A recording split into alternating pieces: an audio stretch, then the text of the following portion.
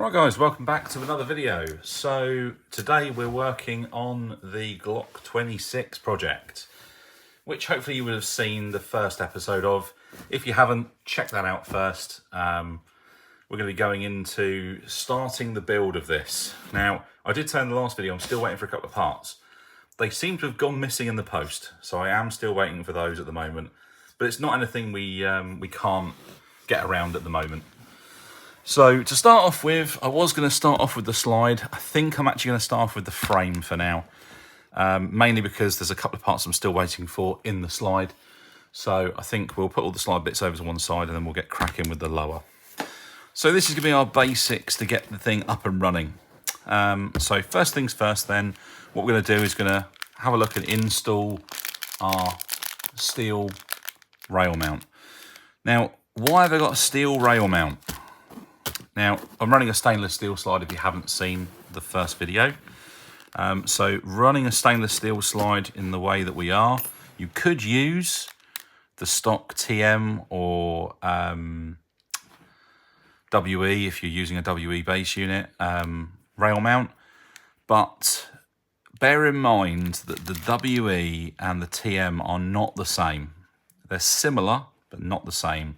WE have this way of kind of cloning what Tokamarui do, but they do change some small specifics. The rail mount is different, the hop unit is different, and the guide rod is different. So do be aware of that. So because of that, I've basically converted all of the barrel, hop unit, guide rod, and steel rail mount to TM spec.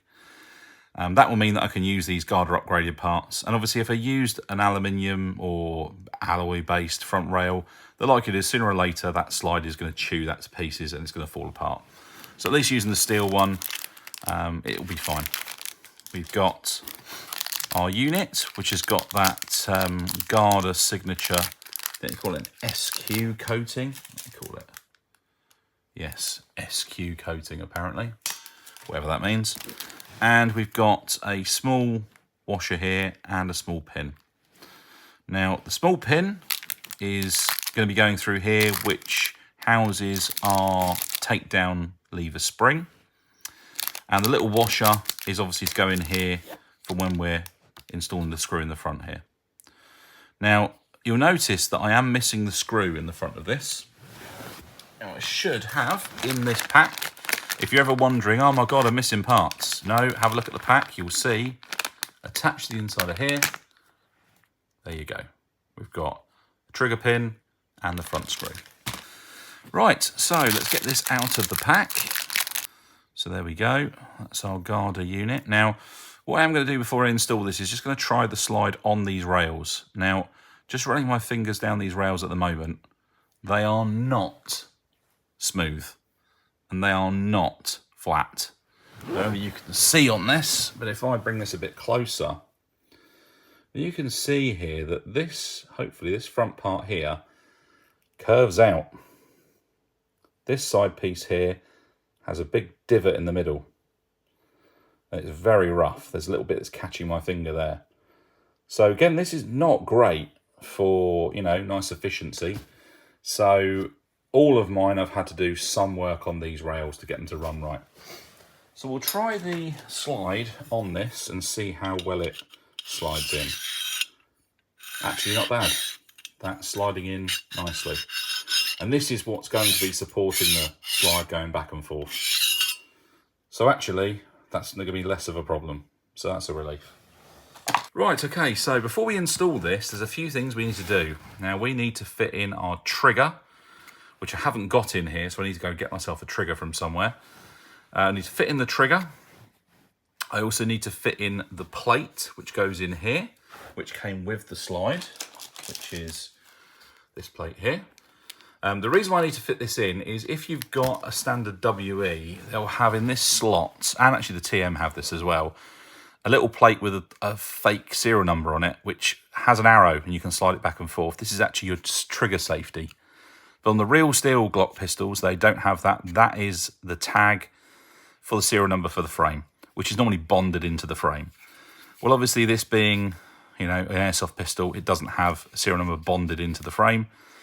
So we have this little tag which fits inside to give us that fake serial number look. Thankfully, the serial number matches my slide and the barrel, so it'll all match. So we're going to need to fit that in along with this. We can see that drops in reasonably snugly, actually. So it is a little bit tight in there. There we go. We then obviously need to install the spring with the pin for the takedown lever. But before we do that, if we install all of that, we can't get the trigger in here with the trigger bar. And we also need to install the spring for the trigger at the same time. So I'm going to go and get myself a trigger so we can get all this starting to get assembled. I have the trigger bar here, which obviously need to install as well. And this will be the first phase of getting this up and running.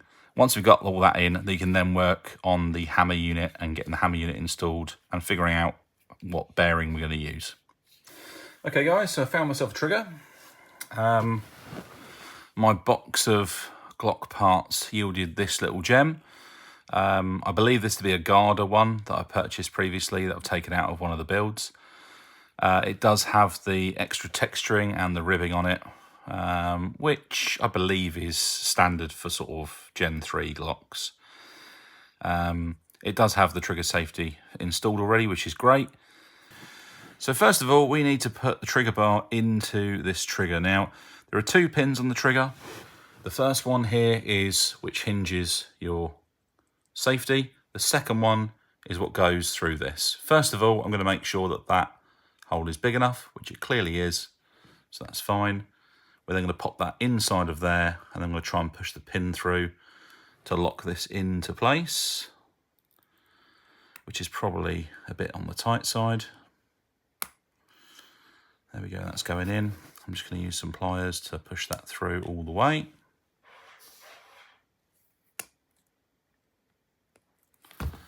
There we go, that trigger bar is now in there, no problem. Now, one thing I would advise is do not go for aftermarket trigger bars. Don't do it. Don't be tempted to. Don't think, oh, that looked really nice and it will match the rest of it. Just don't do it. Especially avoid the cow ones. The cow ones I've had nothing but trouble with. They're like gold and they look kind of fancy, but they've been nothing but trouble. Guarder ones are okay if all the rest of your pistol is Guarder, but because I'm doing a bit of a mishmash here, I'm using a stock WE one here, which has previously had some use, so I know it works, so it's not a problem. The early WE ones are a pot metal. They were changed at a later stage to a stamped piece of steel, which we can see here. So this one is a later one, stamped steel. I believe Tokamarui do use, on the early ones, their aluminium ones and not steel, but I think the later ones are steel. So that's our trigger there now. Now, we also have a little hook on here, which is for the trigger spring. So now I need to get the spring out of here for the trigger. Right, I've got it. Close that back up. So there's our trigger spring. Now, that is a Guarder one. Now, somewhere, I do have some really upgraded ones somewhere.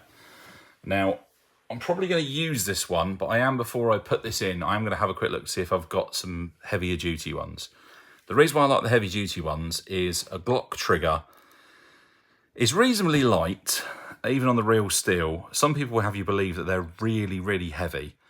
Talking about sort of the GHK Glocks, which I have actually got a video coming of my GHK Glock at some point. But actually, they're lighter than you think they are. They're not as light as, say, a TM or even a stock WE, but they are, you know, a bit heavier than those, but not quite as heavy as the GHK. I know this because my old man has got a few deacts, and he has a deact Glock. And I've messed around with that plenty over the years, trust me, and that has got a very light trigger by comparison to the GHK Glock. So what we need to do is hook that spring onto the little eyelet on there. Hopefully you can see that okay. Again, I'm trying to look through the camera and do this at the same time, so it's a bit tricky. So we've got that looped in there, which is great. Now, how it's orientated is important.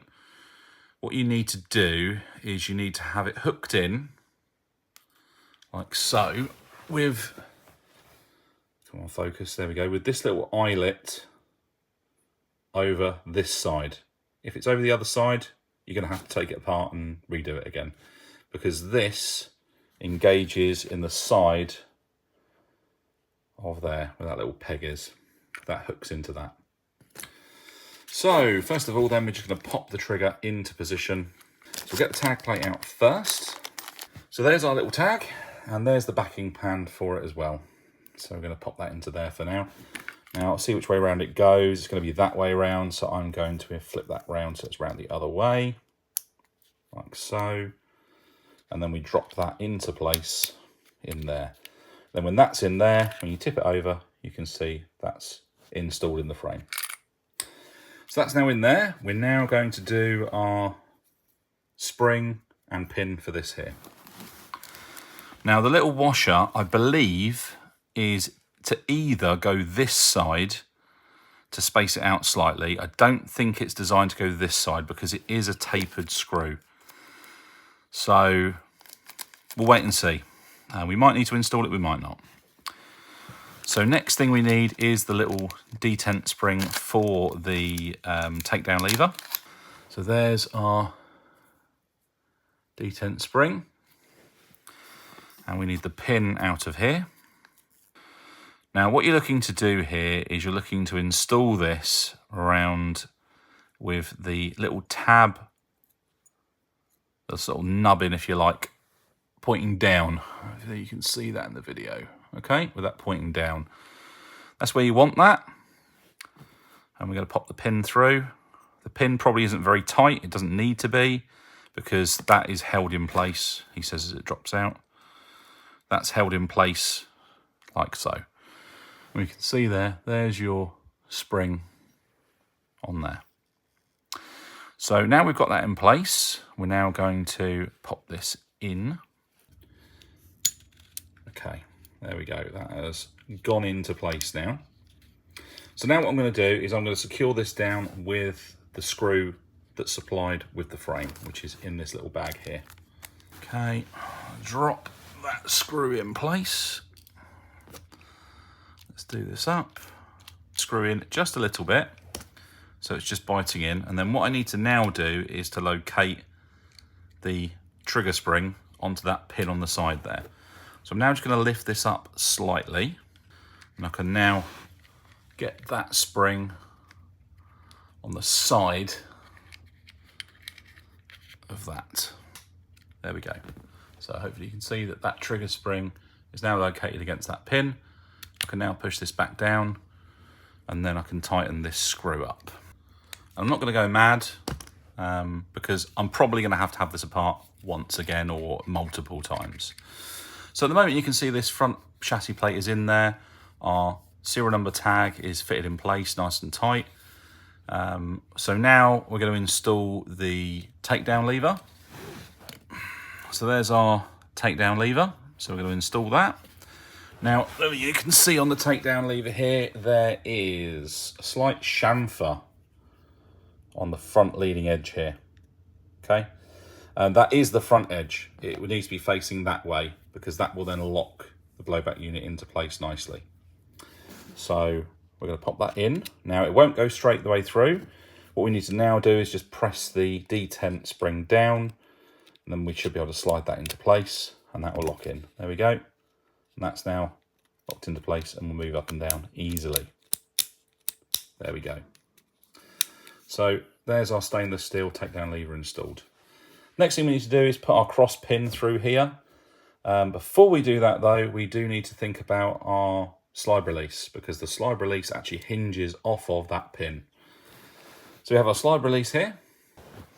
So we're going to hook that onto there. And that needs to now drop in. I'll hold it down like this.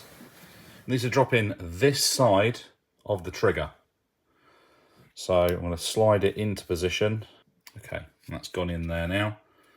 And the spring will be pressing up underneath this part here where the notch is, and obviously pressing down on that little tab you can see there.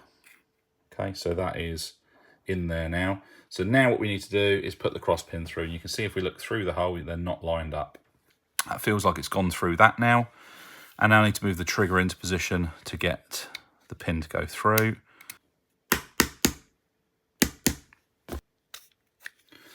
Okay, that needs to go in a little bit more. There we go, nicely in. So there we go. So we have now got our trigger installed. We've got our slide release installed and our takedown lever here. And I've got our front unit here, which also has our serial number. So that is the front section installed. So things we've got left to do to this frame then, we have the magazine release to fit in, and we then have to work out our hammer unit. Now these are not particularly difficult parts, but I'm going to do them as a separate episode because I am still waiting for my magazine release. So that's the part I'm waiting for. So to be honest with you, if you've got one that works that you've taken out of a donor pistol, just use that. But if you're going to use a different hammer bearing, then obviously we need to figure out which one we're going to use. We've also got some upgrade springs in here, which I'll explain about next time.